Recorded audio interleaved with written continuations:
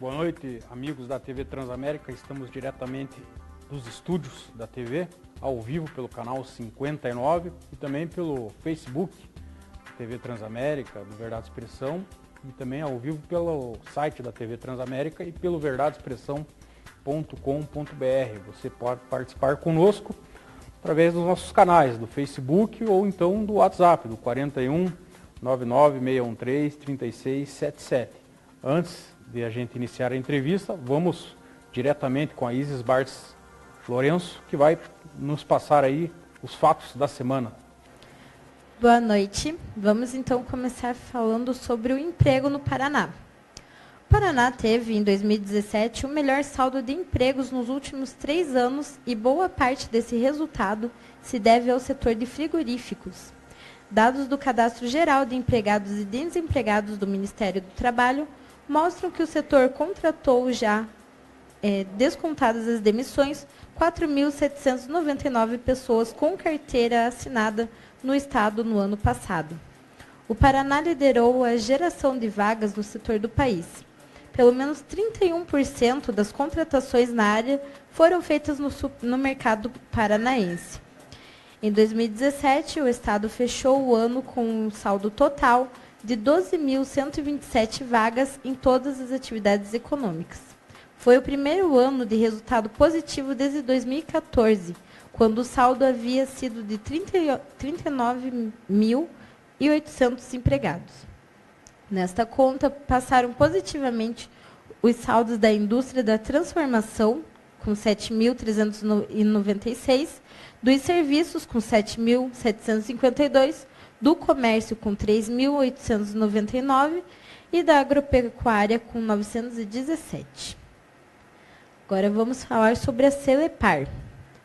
O Tribunal de Contas julgou irregular a cessão de empregados da Companhia de Tecnologia da Informação e Comunicação do Paraná, a Celepar, para vários entes da administração pública estadual no ano de 2015.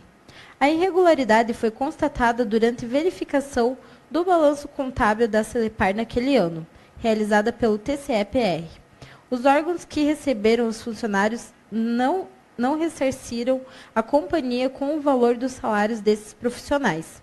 O tribunal também determinou que os servidores cedidos retornem imediatamente a seus postos na Celepar.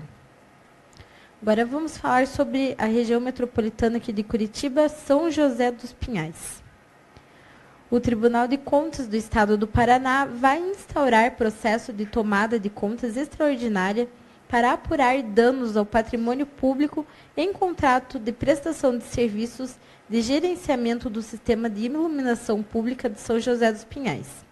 A decisão foi tomada pelo Pleno do TCE-PR ao julgar representação da Lei de Licitações e Contratos, que apontou irregularidades na prorrogação de contrato de prestação de serviços de gerenciamento do sistema, incluindo fornecimento de mão de obra e materiais. O objetivo da tomada de contas é verificar as responsabilidades pela contratação da empresa Luminapar Serviços de Iluminação Pública, por meio da Concorrência Pública número 12/2010, sem especificação da quantidade de material que seria necessária para a execução dos serviços e também apurar a regularidade da terceirização de serviços à empresa Trajeto Engenharia pela Luminapar, para a realização de 1/3 do objetivo do contrato 382/2010. Agora vamos falar sobre Guaraqueçaba. Decisão do juízo da Vara Civil de Antonina condenou o município de Guaraqueçaba, no litoral do estado, ao pagamento de R$20 mil como indenização por danos morais coletivos em virtude ao desmatamento de área de proteção ambiental. A sentença, que responde à ação civil pública ajuizada pelo Ministério Público do Paraná, também atinge a ex-prefeita e o ex-secretário do Meio Ambiente da cidade, da gestão de 2013 a 2016, que foram condenados por ato de improbidade administrativa. Pelos danos causados, os dois deverão pagar solidariamente R$11 mil como ressarcimento ao erário. Essas foram as notícias do nosso jornalista e colaborador Pedro Lima. Podemos voltar à entrevista. Legal, obrigado Isis, obrigado ao Pedro Lima também.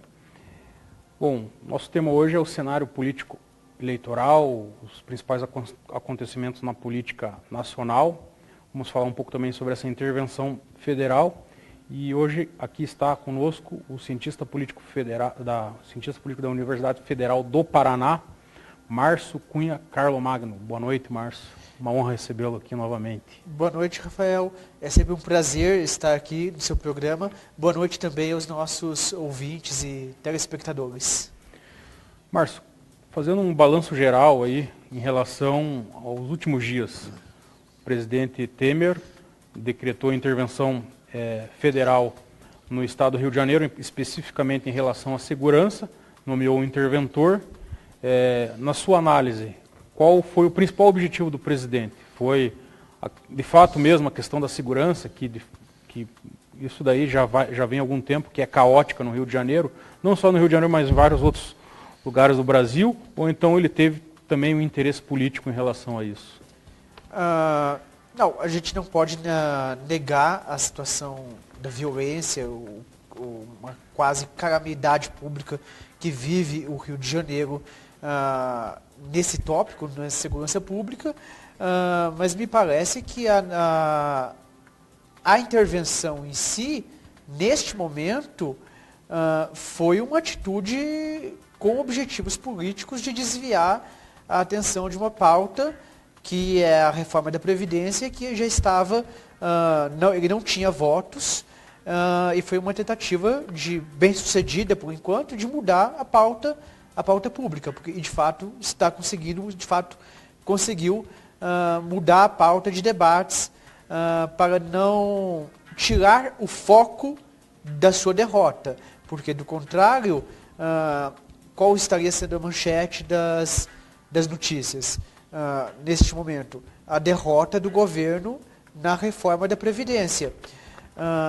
Ele conseguiu, com este ato, retirar do foco a derrota que o governo havia tido, iria ter, né, na reforma da Previdência, a despeito do seu discurso, de que ainda pretende continuar com a reforma da Previdência. E, na sua opinião, o que isso pode impactar eleitoralmente? Por exemplo, a gente tem ali no Rio de Janeiro o deputado federal Jair Bolsonaro. Muitos já estão falando que é um golpe contra ele, que se não der certo a medida, vão falar que essa linha militar aí não é o caminho para o país? Qual que é a sua opinião sobre esse tipo de alegação? Essa é a grande pergunta do momento, é uma pergunta fantástica, uma pergunta excelente, e é o grande tópico de debate do momento. Então a gente pode pensar em vários cenários possíveis que podem resultar dessa intervenção. Hoje é impossível qualquer analista dizer que vai acontecer isso. É impossível quem fizer algum tipo de afirmação que vai ser positivo ou negativo para um lado ou para outro, é talvez mais torcida do que uma análise séria. O que pode vir a acontecer são três cenários. Primeiro, isso pode favorecer o candidato Bolsonaro à medida em que o tema, o tópico da segurança pública entra em pauta. Nas eleições, entra de forma mais presente no noticiário e na vida das pessoas. Sempre em campanhas eleitorais, existe um duelo, por assim dizer, uma briga entre tanto candidatos como, às vezes, veículos de imprensa, para tentar pautar qual é o tema do momento. Então, aqui tema, os eleitores deveriam estar atentos, deveriam se preocupar. Existem teorias e pesquisas sobre isso desde os anos 50. A questão é, o candidato Jair Bolsonaro, o deputado Jair Bolsonaro, é o candidato mais ligado ao tema segurança pública. É a sua grande bandeira. À medida em que segurança pública tende a passar a ser um dos aspectos centrais do debate eleitoral, isso pode favorecer ele. Por exemplo, em termos comparativos, o candidato do PSDB, que tende a ser o Geraldo Alckmin, está muito mais preocupado fazendo uma campanha de retomada econômica e retomada dos empregos. Assim como em campanhas anteriores, só para a gente ter uma ideia sobre o que eu estou falando, o espectador ter uma ideia do que se trata essa concorrência de temas, por assim dizer, em campanhas anteriores a gente viu a candidata do PT, a Dilma, com uma temática de continuidade do governo, das conquistas do governo Lula. Enquanto os candidatos do PSDB, que em 2010 foi o Serra, em 2014 o Aécio, fizeram uma campanha tentando emplacar a questão do combate à corrupção. Então, o combate à corrupção é importante. E em terceiro lugar tinha a Marina Silva com uma pauta ecológica, por assim dizer. Então esses temas concorriam para saber qual era o mais importante para o eleitor. E ao ganhar foco, esse tema tende a ajudar o candidato mais identificado com aquela temática. Esse é o primeiro aspecto que pode favorecer o Bolsonaro. Um segundo aspecto é, como você já levantou, que se essa intervenção fracassar de alguma forma, isso pode ficar claro para os eleitores, isso pode ser usado como argumento por candidatos adversários, né, seja do PT ou de outros partidos. Olha, a proposta do Bolsonaro já não deu certo, já fracassou, né? Então essa proposta não vai dar certo. O terceiro cenário que a gente pode pensar é um cenário que a proposta dê certo, mas isso não favoreça diretamente o Bolsonaro. Isso é um cenário em que isso vai obrigar outros candidatos a também se aterem ao tema segurança pública. Então, por exemplo, isso tende a obrigar que o candidato do PSDB, o Geraldo Alckmin, e mesmo os candidatos à esquerda entrem no tema segurança pública. E esse é o terceiro cenário, porque é um cenário que prejudica diretamente os candidatos da esquerda, porque historicamente os candidatos de esquerda são mais fracos, digamos assim, no tópico de segurança pública, por uma série de aspectos,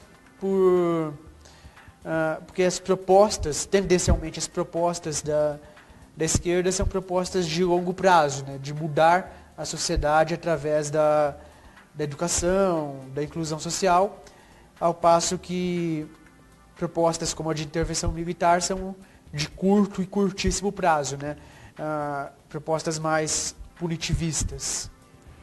E dentro desse cenário que nós temos hoje, já indo um pouco para o cenário nacional aí, você acredita, porque a gente tem a situação do Lula, inclusive alguns programas atrás veio até a presidente da Comissão de Direito Eleitoral da OAB, ela afirmou aqui que as chances do Lula conseguir, de fato, efetivar sua candidatura diante da atual situação é muito difícil.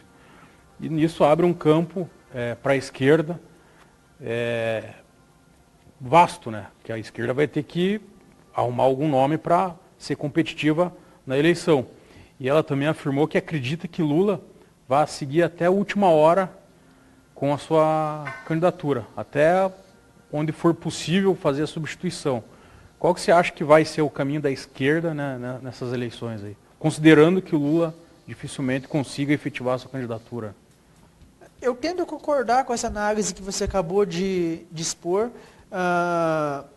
Eu concordo que é muito improvável que o Lula, de fato, consiga efetivar a sua candidatura. E aí a questão é qual é a estratégia que a esquerda vai adotar. Hoje, ou especificamente o PT. Hoje a estratégia que eles estão adotando é tentar levar ao máximo possível a candidatura do Lula. Eu não acho que essa estratégia seja tão acertada, porque se o PT substituísse agora o seu candidato, ele teria algum tempo para apresentar o seu novo candidato à sociedade.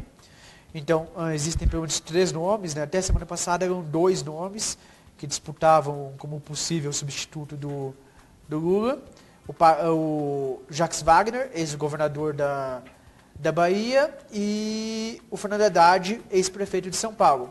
E agora, essa semana, surgiu um terceiro nome, que é o do Patros Ananias, que foi ex-ministro do Lula e atualmente é deputado federal por Minas Gerais. A vantagem do Patros é que ele tenderia a ter um desempenho bom em Minas Gerais, que é um colégio eleitoral fundamental, um colégio eleitoral, um estado que pode definir as campanhas presidenciais.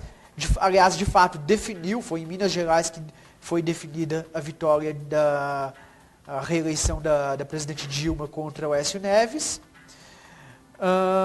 Então são esses 3 nomes. Se algum deles fosse lançado hoje como candidato do PT, o PT teria tempo para apresentar este candidato e esse candidato poder desenvolver a sua campanha e eventualmente ter um desempenho satisfatório. Se o PT substituir o candidato em agosto... até setembro. Em setembro. Dia 20 de setembro, salvo. Exato, mas digamos, né, estou fazendo uma média. Se o PT lançar o substituto do Lula muito em cima da eleição, potencialmente não vai existir tempo hábil de apresentar este indivíduo à sociedade, de apresentar este indivíduo ao eleitorado. E aí a tendência é ter um desempenho pífio. Uma outra questão, você acha que é possível o Lula, dependendo do que acontecer até lá, ele apoiar um outro candidato de esquerda que não seja do PT? Bom, possível eu acho improvável. Improvável porque o PT é um partido, um dos maiores partidos do Brasil. Partidos grandes precisam, salvo o PMDB é um caso à parte, mas partidos como o PT e o PSDB, eles precisam ter candidato próprio, porque isso ajuda imensamente a conseguir votos para os seus candidatos a deputado federal, a deputado estadual e até governadores, mas governadores já é uma outra dinâmica. Mas o candidato à presidência ajuda a puxar votos para os candidatos ao legislativo, sobretudo, deputados federal e estadual. Então, aliás, se fosse analisar racionalmente, hoje, pelas pesquisas, quem seria o melhor candidato para substituir o Lula na sua sucessão no campo da esquerda, a tendência seria apoiar o Ciro Gomes. Então, é possível, claro que é possível, mas eu acho improvável porque isso tenderia a prejudicar o desempenho do PT nos cargos legislativos. E diante desse cenário aí, que o Lula, pelo que dá a entender, ele vai dar entrada no registro da candidatura dele. Isso hoje, né? Porque a gente não sabe, pode vir mais decisões judiciais e afunilar mais ainda o caminho dele. Ele indo com a candidatura dele, dando entrada na candidatura dele, você acha que há possibilidade de outros partidos de esquerda abrirem mão das suas candidaturas para apoiar ele, ou você acha que esses partidos vão manter a candidatura deles, considerando essa possibilidade de Lula não ir até o final? Por exemplo, no caso do Ciro Gomes. Não, acho altamente improvável isso, salvo a questão do PCdoB, né, que teoricamente tem uma pré-candidata à presidência, que é a Manuela Dávila, mas que sempre esteve junto com o PT, sempre esteve aliado ao PT. Então, salvo o caso do PCdoB, que talvez tenda a apoiar o candidato do PT, eu acho altamente improvável que outros candidatos desistam de suas candidaturas, exatamente pelo fato de que todos sabem que é muito provável que a candidatura do Lula não prospere, não se efetive ao fim da campanha eleitoral. Porque até eles mesmos vão ambicionar o apoio do Lula, né? Sim, certamente. E eles já vão estar fazendo campanha. Então, enquanto, por exemplo, o PT talvez comece a campanha com o Lula e lá pela metade tenha que substituir pelo Jacques Wagner ou pelo Haddad, o Ciro Gomes já vai estar fazendo a campanha dele desde o primeiro dia. Então ele já vai ter construído parte do seu eleitorado e já vai ter isso consolidado. Talvez neste cenário, sim, se o Lula for negada a candidatura de forma efetiva, talvez começo de setembro, e aí que ele consiga uma liminar antes do prazo de registro de candidatura, que tem, a legislação permite isso, que ele pode conseguir uma liminar ou do Superior Tribunal de Justiça ou do Supremo Tribunal Federal, em algum dos dois tribunais lá em Brasília, sim, uma liminar suspendendo a inelegibilidade dele. Mas a maioria aí, o pessoal que mexe com o direito eleitoral, diz que é improvável ele obter essa liminar, porque essa liminar é em casos bem restritos, né? Não, exato. O que eu ia falar é que neste caso em que se o Ciro já tiver um desempenho bom e o Lula tenha que ser substituído no meio da campanha, talvez seria um caso hipotético em que decidissem apoiar ele se vissem que ele é realmente viável para pelo menos ir ao segundo turno ou eventualmente ganhar. Mas isso tudo que a gente está falando é complicado a gente analisar agora no começo de fevereiro, na verdade no final já quase de fevereiro, mas em fevereiro, porque o cenário eleitoral está muito nebuloso ainda, está muito confuso. Veja, em anos anteriores, neste período, o cenário eleitoral já estava mais ou menos definido, quem seriam os candidatos, sobretudo quem seriam as alianças, né? Hoje a gente não sabe com quem vai o PMDB, por exemplo. Se vai lançar uma candidatura própria, se vai apoiar o candidato do PSDB e assim por diante. A gente não sabe se o Lula vai ser candidato ou não. Várias outras pré-candidaturas postas que a gente não sabe se vão se efetivar ou não. Veja, se esse programa fosse semana passada, a gente estaria discutindo aqui a candidatura do Luciano Huck. Veja como o cenário muda de uma forma tão rápida. E está mudando. E vai continuar mudando pelo menos até 7 de abril aí, né? Até a data da... E candidatura como, por exemplo, o Álvaro Dias, o senador Álvaro Dias, que seria um fortíssimo candidato ao governo do Estado, mas já declarou que não, que vai apoiar o irmão dele, que o projeto dele é presidência. O que você acha qual o potencial dessa candidatura, na sua opinião? A candidatura presidencial ou é do governo? Presidencial. Bom, é complicado. Eu acho que ele está num partido pequeno, ele está num partido que não vai ter tanto tempo de televisão, não tem tantos recursos financeiros, e ele é um político tradicional, digamos. Ele é alguém que defende a bandeira da moral, da ética, contra a corrupção, né, do combate à corrupção, que agrada parte do eleitorado, mas esta é uma eleição, digamos assim, da ruptura. Essa é uma eleição que está favorecendo os candidatos antissistema. Veja a popularidade que se aventou a possibilidade do Luciano Huck ser candidato. O próprio Fernando Henrique disse, o ex-presidente Fernando Henrique Cardoso, disse em uma entrevista recente que quer buscar alguém, o PSDB deveria buscar alguém novo, alguém anti-establishment, né? Essa é uma eleição que está tendendo a favorecer os candidatos antissistema.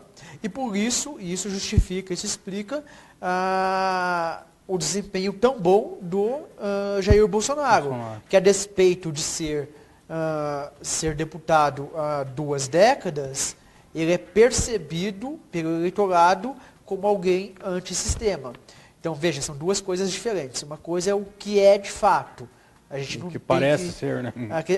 Outra coisa é o que os eleitores e os cidadãos percebem. Sim. Então, a despeito dele já ser deputado, ele é percebido, as pessoas enxergam nele alguém antissistema. Então, a gente tem que entender que ele é um candidato antissistema. Assim como seria o Luciano Huck, assim como pode aparecer algum outro outsider, né? Então, esse aspecto dessa eleição, que favorece candidatos outsiders, é um aspecto que desfavorece uma eventual candidatura do Álvaro Dias. Se a gente for analisar em termos de, para ser viável, para ter chances de realmente ganhar a presidência. Esse mesmo raciocínio também se enquadra em relação à Marina, que tem aparece melhor nas pesquisas, mas também fica nesse meio aí, né?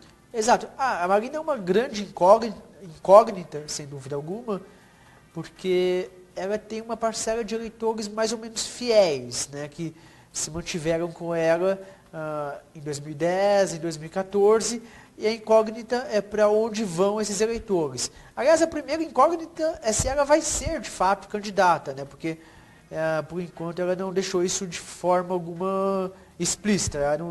Ela tem um estilo low profile, né, um estilo mais de aguardar, de esperar. Ela não se declarou ainda candidata. Então, hoje, inclusive, existe uma transferência de votos da Marina Silva para o Bolsonaro. Eles compartilham parte do eleitorado.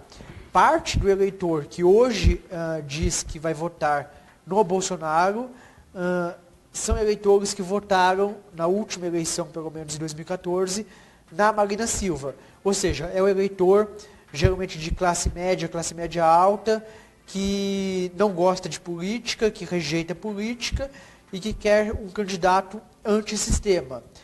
Esse candidato, nas eleições passadas, foi a Marina Silva. Nesta eleição, por enquanto, está sendo o Jair Bolsonaro. Até tem uma pergunta aqui, vou repassar uma pergunta aqui do nosso amigo jornalista Pedro Lima, que fala, você tem hoje as pesquisas que apontam aí o Lula bem na frente, dá para falar, né? Se você comparar a diferença dele com o Bolsonaro é bem grande. E daí o Bolsonaro, e daí já vem vários outros candidatos empatados tecnicamente. Você acha que comparando já em relação a outras eleições, esses índices aí podem mudar muito até outubro? Inclusive em relação ao próprio presidente Lula, se ele for candidato, dá para falar isso? Não, claro que, sem dúvida alguma, que os índices tendem a mudar. A gente não está em época de campanha, o eleitor, o cidadão médio, o cidadão comum, ele não está preocupado com campanha, ele não está pensando que ele tem que votar em alguém para presidente, às vezes nem sabe que vai ter uma eleição, quais são os cargos que ele vai ter que votar. Então, depois que começar a campanha, em agosto, é que as pessoas de fato vão começar a olhar e analisar os candidatos e a decisão do voto, de fato, e existem longas pesquisas que mostram isso já há décadas e reiteradamente, a tendência é que o eleitor brasileiro decida o seu voto na última semana. Por isso que a última semana de campanha é tão importante para os candidatos e é por isso que eles intensificam tanto a maratona nessa última semana, porque é quando o eleitor decide. Ainda mais que é só 45 dias, né? Bom lembrar, né? Exatamente, diminuiu pela metade o tempo de campanha. Então, esses índices, certamente a tendência é que eles mudem bastante. E em relação ao Bolsonaro, vamos analisar ele melhor. O que você acha que ele precisa para alavancar a candidatura dele mesmo, se tornar um candidato? As pesquisas mostram que ele é um candidato com reais chances de ir para o segundo turno, né? Uhum. Mas ele vai ter alguns obstáculos, que são essas candidaturas aí que podem surgir, como do Álvaro Dias, da própria Marina Silva, como você analisou, do Geraldo Alckmin, que não deve ficar nesse percentual, se efetivar, vai crescer. Como que você acha que ele vai ter que trabalhar para conseguir vencer esses primeiros adversários para conseguir chegar a um segundo turno? Não, e é isso que a gente estava falando agora. O fato de nós não estarmos em campanha ainda, a gente verifica, por exemplo, que o candidato do PSDB tem 6 ou 7%, acho que chega a 8%, se não me engano, no melhor cenário dele, no cenário do candidato do PSDB. Certamente ele não vai ficar nesse patamar, porque a máquina do PSDB no Brasil é gigantesca. A quantidade de vereadores que o PSDB tem, a quantidade de prefeitos, que aliás teve um desempenho muito bom nas últimas eleições municipais, a quantidade de deputados estaduais e federais, certamente vão ajudar qualquer que seja o candidato do PSDB a alavancar, a subir nas intenções de voto depois que a campanha começar. Isso quer dizer, isso tendencialmente, claro que a gente pode... É pela estrutura do partido a nível nacional. Pela estrutura do partido. E isso responde a tua pergunta, que é justamente essa maior dificuldade do Jair Bolsonaro, que é a estrutura partidária. Geralmente uma campanha presidencial, ela demanda que o partido tenha bases para fazer campanha pelo seu candidato. Digamos, os puxadores de voto. Os puxadores de voto.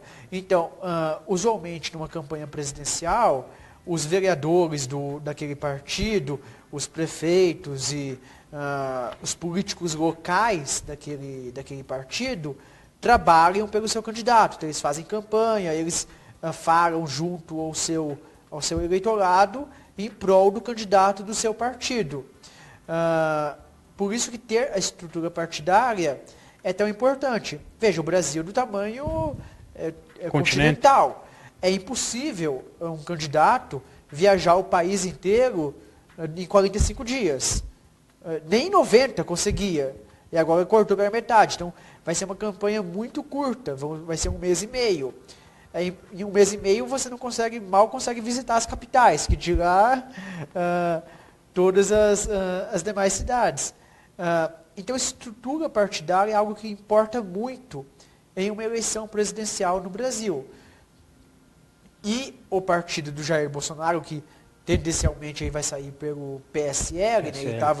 Ele tinha mudado de partido, depois mudou de volta. Ele tinha mudado de partido e mudado o nome do partido. Exatamente.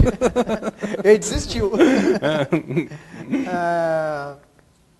Então, a menos que ele consiga fazer uma aliança, uma coligação com partidos que lhe deem esse suporte, como o PRB, o que é uma possibilidade, inclusive, né? Se ele conseguir fazer algumas coligações com alguns partidos médios, pelo menos, como o PSC, que ele era do PSC, inclusive, ou o PRB, que é muito ligado à Igreja Universal, e que tem base forte em muitos municípios do país, se ele conseguir isso ele é uma vantagem que ele tem. A candidatura, eu acho que é um erro que ele está cometendo, a candidatura do Jair Bolsonaro está se fiando muito na campanha pela internet. Está achando que a internet vai solucionar todas as questões. A internet é importante, tem pesquisas que mostram isso, cada vez mais mídias sociais são fundamentais numa eleição. Mas não é apenas isso, porque existe uma desigualdade de acesso à internet muito grande no país. Então, veja que existe até uma correlação. As regiões em que o Bolsonaro, por enquanto, tem ido melhor nas pesquisas de intenção de voto, são o Sudeste e o Sul, e depois alguma coisa do Centro-Oeste. Justamente as regiões que mais têm acesso à internet e que a população mais usa, redes sociais, por exemplo.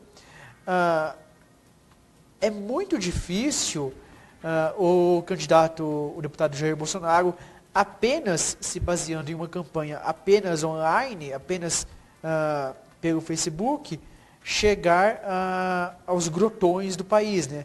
Aos lugares que não tem tanto acesso à internet, por exemplo.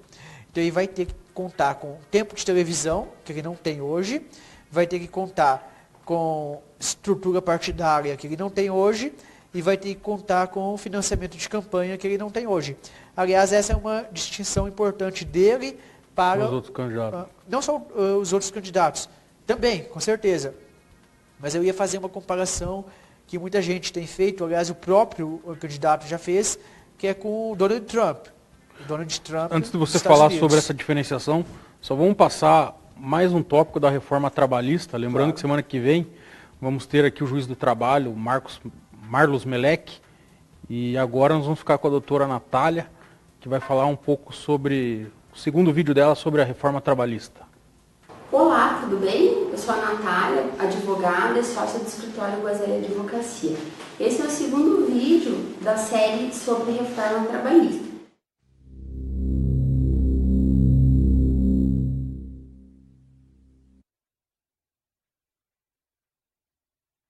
Se por acaso você perdeu o primeiro vídeo e ainda tem interesse em assisti-lo, pode acessar ele na nossa fanpage no Facebook, no canal do YouTube, e também poderá resgatar o vídeo no site do programa Verdade e Expressão.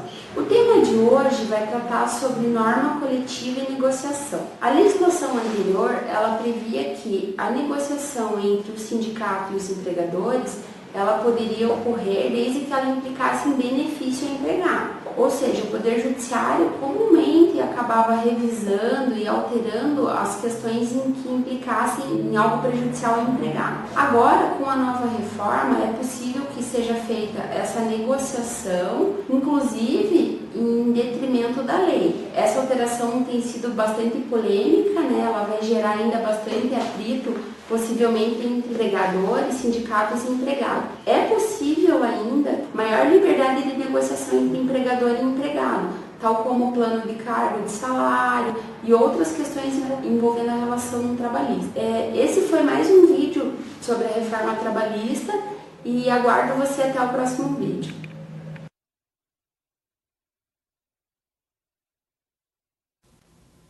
Legal. Então está aí mais um vídeo sobre a reforma trabalhista. Você estava comparando o Trump com o Jair Bolsonaro, falando em questão financeira, até foi divulgado lá pelo TSE que o limite de gasto da campanha presidencial será 70 milhões. Analisando o Trump, ele era um empresário bem-sucedido, com fartos recursos, e a candidatura a presidente dele já vinha sendo ventilada. Você conhece melhor a história da eleição americana, já vinha sendo ventilado já algumas eleições para trás. A do Bolsonaro surgiu agora. Como que o Bolsonaro vai ter condições de alavancar recursos financeiros para essa campanha, considerando que o partido dele, o fundo eleitoral vai ser mínimo, perto de outras agremiações partidárias, e ele, né, ele não acredito que ele vá ter grandes financiadores de campanha, como teria um candidato do PT, do PSDB. Claro, excelente ponto. É exatamente essa a questão. Muitos comparam o deputado Bolsonaro com o Donald Trump, que venceu as eleições americanas, e de fato os dois têm alguma semelhança nesse aspecto de um certo populismo, um certo falar o que vem à mente,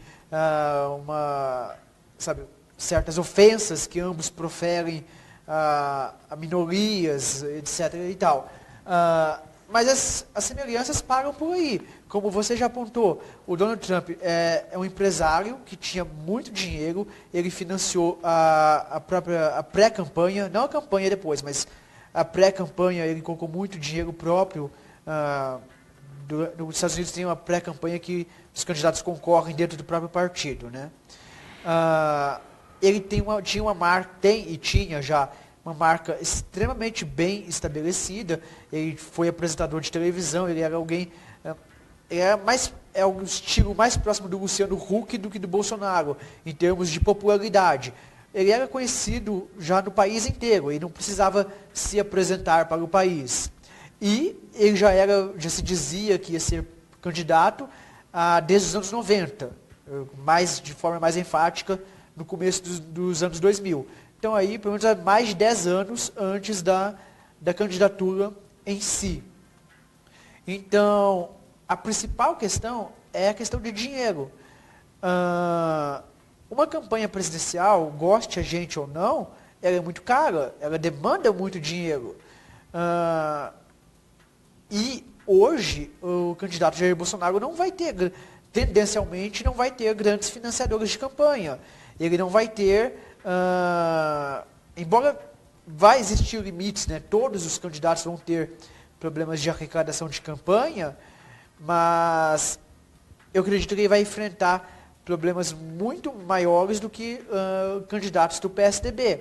Então, a diferença entre o Donald Trump e o Bolsonaro, sobretudo, é essa. O Trump tinha muito dinheiro e tinha partido. O Bolsonaro não vai ter estrutura partidária e não vai ter dinheiro de campanha. Então a questão é essa, como que ele vai fazer uma campanha sem ter dinheiro de campanha, para a campanha? Legal, então vamos já caminhar para a análise da eleição estadual, porque senão a gente não vai terminar o programa na nacional, claro. Não falar nada aqui do nosso estado aqui. Aqui no Paraná nós temos as pré-candidaturas colocadas, Ratinho Júnior, que parece que não vai recuar. O Osmar Dias diz que pretende concorrer também. O Requião está naquela indefinição se vai para Senado, o governo do Estado. Vai depender muito do que o Osmar vai fazer. E daí a gente tem a família Barros, com a Cida Borghetti, que se diz candidato também. E o César Silvestre, lá de Guarapuava, o prefeito de Guarapuava. Como que você acha que o Beto Richa vai trabalhar nesse tabuleiro? Ele tem o Ratinho, que é aliado dele, e tem a Cida do outro lado, que é aliada. Como que ele... E também já manteve conversas com o Osmar Dias. Como que você acha que o Beto Richa vai trabalhar? Considerando que é muito provável, a gente até estava conversando, é muito provável que ele vá deixar o cargo para disputar o Senado e para liberar o filho dele, o irmão, para serem candidatos também, né? Não, exatamente. Existe uma certa... Bom, a questão de conciliar Ratinho, Júnior e Cida é uma batata quente que o governador vai ter que resolver, né? Como que ele vai resolver isso, a gente vai ter que esperar para ver. Sobre a questão de se ele vai sair ou não ao Senado, está se aventando na imprensa, na opinião pública, esse certo dilema, né? Será que ele sai, será que ele não sai? Eu acho que é um falso dilema, porque eu acho que é muito improvável que ele não saia do governo para se candidatar ao Senado, porque se ele não sair do governo, se ele continuar governador, o filho, tanto o irmão, mas sobretudo o filho dele, não vão poder ser candidatos, como eles pretendem ser. A Constituição proíbe que paredes em até segundo grau de quem ocupe cargo no executivo candidate-se a outros cargos na mesma eleição. Então, se o governador, se ele permanecer governador, o seu filho não pode ser candidato esse ano. Então, é muito provável que ele vai sair do governo para liberar o caminho para que o filho possa se eleger deputado. A questão das pré-candidaturas é uma questão... Você acha que pode complicada. surgir mais candidato nesse cenário? Muito difícil decolar? Eu acho um pouco difícil. Irão surgir outros candidatos sem uma certa expressão, né? Certamente o campo da esquerda talvez lance algum candidato. Só declarou que vai ter candidato e o Piva é um dos pré-candidatos. Né? E assim por diante. O PT ele já declarou que se o Requião, até o professor Lemos, deputado estadual, veio aqui e falou que se o Requião for candidato, há uma tendência do partido apoiar a candidatura do Requião. Agora, se o Requião não for candidato, daí provavelmente o nome mais cotado é o doutor Rosinha. Olha só. Então, é exatamente isso. Vão surgir outros nomes, mas esses nomes dificilmente irão concorrer a sério, irão concorrer de fato para vencer a eleição. Né? É difícil que eles cheguem nas primeiras colocações.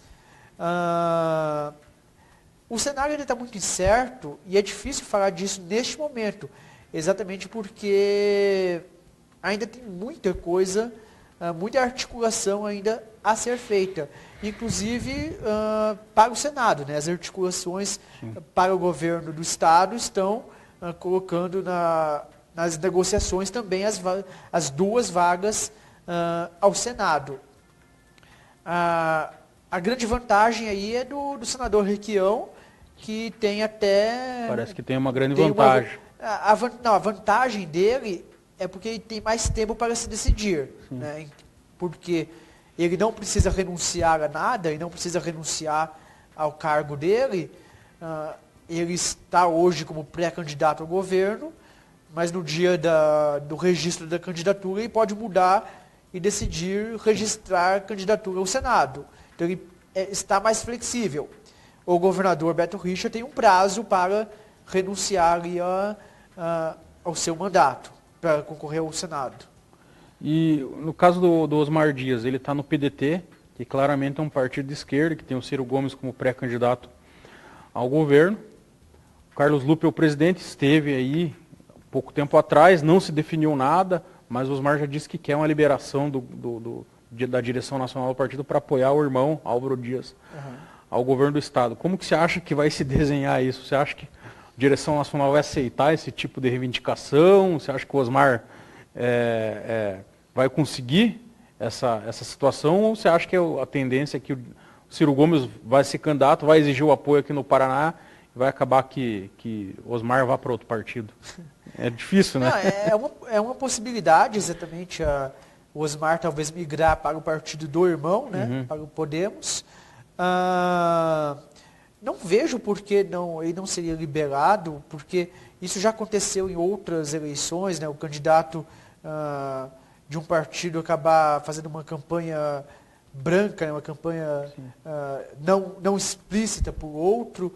Eu acho que é plausível, mas a questão do Osmar Dias, se ele permanecer no PDT, inclusive deu uma entrevista, parece que esse fim de semana, dizendo que não, deixando implícito ali que ele não vai sair do PDT, né? Ele falou dizendo isso. que ele não vai sair não do PDT. Não pretende, pelo menos, né? Exato. Mas a questão que o Osmar vai ter que lidar durante a campanha são as eventuais acusações que vão surgir contra ele, justamente por uma certa incongruência ou incoerência ideológica, porque ele vai estar concorrendo por um partido que vai ter o Ciro Gomes como candidato à presidência, fazendo um discurso muito de esquerda, provavelmente. Ele tem um passado que ele foi parte do governo Dilma Rousseff durante 6 anos. Não só apoiou, ele foi diretor do Banco do Brasil na gestão da Dilma Rousseff. E apoiou ela nas últimas eleições. E depois se afastou, né, ali, pouco antes do impeachment, ele se afastou do grupo do PT. Então ele tem uma série de E por outro lado, ele também é ligado ao agronegócio, a setores mais de outro aspecto ideológico. Então, certamente uma das grandes acusações que os seus adversários, o Ratinho Júnior, irá fazer contra ele é essa incongruência ideológica. E aí ele vai ter que ver como responde a isso, né? E, por outro lado, nós temos aí também a Cida Borghetti. Qual que você acha que é a estratégia da família Barros? Porque a gente tem que lembrar a história das eleições. A família Barros sempre lançou candidaturas a governo. O irmão, até a última hora, chegou na última hora, acabou abrindo mão e apoiando um candidato mais competitivo. Você acha que ainda há possibilidade, mesmo com esse discurso mais firme de que vai ser candidata, de repente, ela abrir mão dessa candidatura, a Cida? Não, é possível, com certeza. Aliás, eu acho que eles estão negociando. Eles estão fazendo um jogo de queda de braço, um jogo de truco ali, de pôquer. Não sei exatamente que tipo de jogo que seria a melhor ilustração.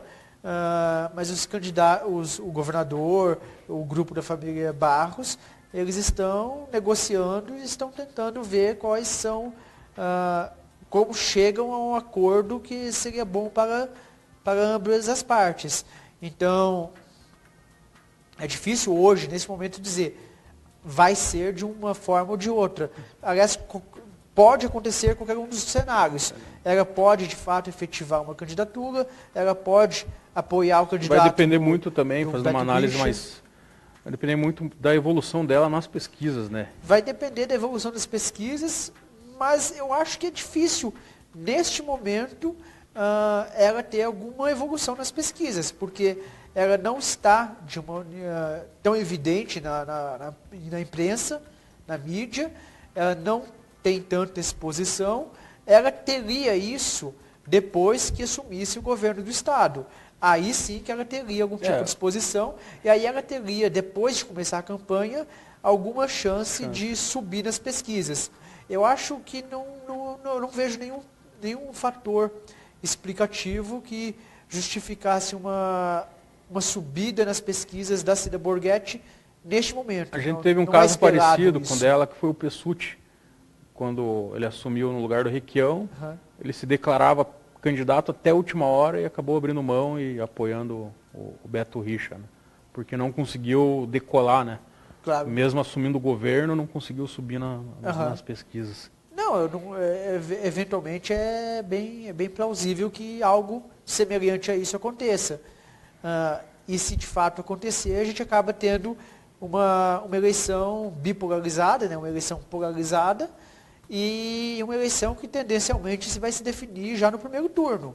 Igual a eleição passada se definiu no primeiro turno. Se a gente tiver dois candidatos, Ratinho Júnior e Osmar Dias, a eleição tende a acabar no primeiro round. Primeiro turno. E em relação ao Requião, qual que você acha que Porque o Requião, ele já declarou que se o Lula for candidato, ele quer ser o candidato ao governo para apoiar o Lula aqui no Paraná. Mas do Requião você pode esperar tudo, né? Como que você acha que o Requião deve jogar nesse xadrez aí? Não, e aí a gente volta à questão, porque o Lula provavelmente não será candidato, né? Então, hoje ele tá blefando, me parece que é um blefe, ele está se apostando em ser candidato ao governo novamente, mas ele tem uma eleição muito mais tranquila para o Senado. Eu acho que talvez nem o próprio Requião saiba ainda, porque ele tem muitas portas abertas do que definir. E como eu disse agora há pouco, ele tem a vantagem de poder definir isso muito posteriormente. Ele pode definir isso em agosto. É difícil dizer qual é para onde tende o Requião neste momento. Novamente, é aquilo que a gente estava falando agora há pouco. O cenário ainda está muito indefinido, ainda falta muita coisa para a gente conseguir fazer esse jogo de especulação, de sabe quem vai ser candidato. É complicado neste momento. E aquela, em relação ao Ratinho, falar brevemente sobre ele. ele sempre, quando ele foi candidato a prefeito em Curitiba, nas eleições proporcionais ele sempre foi muito bem votado, mas quando foi candidato em Curitiba ele teve um limite, né, que ele não conseguiu passar para viabilizar a vitória dele, porque teve uma classe mais conservadora, tal, que não aceitava, né, um candidato com o perfil dele para administrar o município. Você acha que isso daí ele já superou, ou o que ele deve fazer para tentar superar essa barreira aí? Mas veja, essa é uma característica do eleitorado de Curitiba, que não aceitou ele. Tendencialmente, isso não vai se replicar no resto do estado do Paraná. Considerando que ele é um político mais experiente agora também. Exatamente. Ele sabe as fraquezas dele e ele trabalhou nos últimos anos para diminuir as fraquezas. Ele aceitou, ele foi secretário do governador Beto Richa, justamente para poder rodar os municípios do estado, construindo alianças pelo estado e fazendo sua pré-campanha. Ele está se preparando há muito tempo para isso. Eu acredito que a pré-campanha do Ratinho Júnior provavelmente é uma das mais estruturadas, aliás, é a mais estruturada. Em termos partidários é a mais estruturada. Entre as que nós temos. Esse movimento que de fato aconteceu de uma rejeição ao Ratinho Júnior por parte da classe média alta, por assim dizer, eu não acho que é algo que é uma característica que existe no eleitorado de Curitiba, mas não é uma característica que é tão presente no eleitorado dos demais municípios do estado. Então, é uma dificuldade que ele enfrentou em Curitiba, mas que talvez não exista concorrendo ao governo do estado. Em termos de partido, o PSD é um dos que mais tem prefeitos aqui no Paraná. Ele arregimentou vários. Sim. Está tirando de outros partidos, e tem o PSC também, que tem vários prefeitos, e inclusive declarou na sexta-feira que vai apoiar a candidatura dele. Fazendo um balanço, então, em relação ao Senado, né, a gente falou muito só do governo, vamos falar em relação ao Senado, na hipótese de Requião e Beto serem candidatos, são francos favoritos para levar essa eleição, né? Não necessariamente, você tem que ver quais seriam os outros candidatos, porque, veja, são duas vagas este ano, e pode eventualmente existir candidatos do mesmo flanco ideológico, do mesmo segmento ideológico, e que um roube voto do outro. Foi o que aconteceu, eu gosto de um exemplo muito claro em São Paulo, em 2010, quando a Marta e o netinho de Paula, Marta Suplicy, então no PT, né, e o netinho do PCdoB, eles roubaram votos um do outro e quase que nenhum dos dois se elege. E nisso o Aloysio Nunes, que absolutamente não pontuava nas pesquisas, teve uma vitória surpreendente. Ele acabou em primeiro lugar naquela eleição e não tinha sido previsto pelas pesquisas. Então, num cenário hipotético, digamos que você tem ali vários candidatos da centro-direita, como é possível que exista. Então, o delegado Franceschini, o deputado Fernando Franceschini, o Nery Prévost, que parece que quer ser candidato, a gente não sabe ainda se vai ser ou não. O Beto Richa, eventualmente o próprio Ricardo Barros. Essas possibilidades dependem muito da composição com o governo, né? Exatamente, vai depender muito da composição. Se e aí a gente está falando de termos hipotéticos, de cenários, porque a gente ainda não tem quais são as composições definidas. Mas se muitos candidatos do mesmo segmento ideológico forem lançados, eles podem roubar votos um do outro e acabar se prejudicando. Num cenário assim, não é tão evidente a eleição do governador Beto Richa, por exemplo. Legal, Márcio. Eu gostaria de agradecer a sua presença aí, e mais para frente a gente vem aqui conversar sobre um quadro mais definido, analisar as possibilidades reais de cada um. Muito obrigado. Certamente, muito obrigado você pelo convite e um abraço, uma boa noite aos nossos espectadores. Você uma grande semana e segunda-feira, 19h30, estaremos de volta. Uma boa noite.